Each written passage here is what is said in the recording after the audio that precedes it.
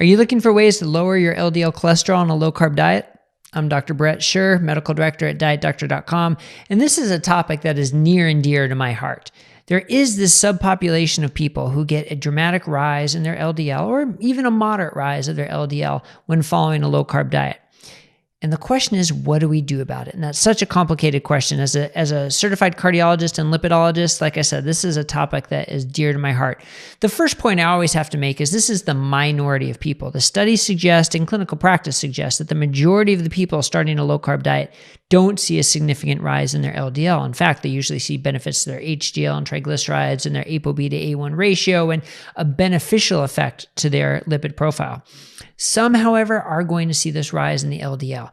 So the first question is that a concern? And that's a topic all on itself that I am not going to get into in this video. But I wrote a guide recently on how to lower LDL cholesterol on a low-carb diet. So if you've made the decision that LDL is something you want to address and you want to continue your low-carb or ketogenic diet, then we have some tips for you on how you can go about doing that. Okay, so that if that applies to you, then this is your guide, and you should definitely check it out at dietdoctor.com. But here are some of the summaries. So the first is make sure you're following the right marker. ApoB or LDLP are much better markers to follow than LDL cholesterol. So if you're following your cholesterol, make sure you're getting those checked. You also want to notice the size and density of your cholesterol, as that can make a difference in terms of how risky, quote unquote, risky it is. This is a superficial, description that I'm giving. You can find a little bit more on the guide. But number one, you've probably heard it before, you can try cutting out excess saturated fats. The butter and the cream in your coffee that maybe you don't need. Adding extra fat to all your meals, maybe you don't need. Stick to the whole foods without the added fats, and some people will see a significant decrease in their LDL just by doing that. Also, swapping out saturated fats for monounsaturated fats. Some find this challenging. It means a lot of oils and nuts and seeds and fish, and less dairy and meat. So for some people, that's not as enjoyable of a diet, but that's one other strategy that can sometimes help lower the LDL cholesterol by keeping you on a ketogenic diet. Make sure you're getting plenty of fiber.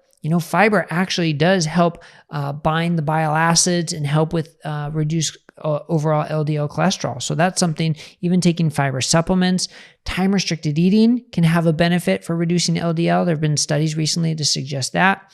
And know your carbohydrate threshold. Do you really need to be in ketosis? Do you need to be below 20 grams of carbohydrates?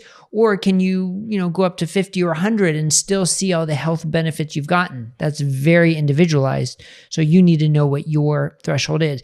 But here's the key, and here's what I go into in this guide, is you have to design your N of 1 experiments and kind of know how to best design it. What do you change? How long do you change it for? And what do you follow? These are very important questions that you should define ahead of time. Don't just sort of willy-nilly start changing things and see what happens. You want to carefully design these experiments so you know what's going to have an effect for you for your LDL cholesterol. So again, if you have an elevated LDL cholesterol on a low-carb diet and you've decided that's something you want to lower, this guide can be for you to help you design your experiments how to do that. All right, so check that out at dietdoctor.com. Click subscribe below so you'll get all our video updates. Thanks a lot. Have a great day, everybody.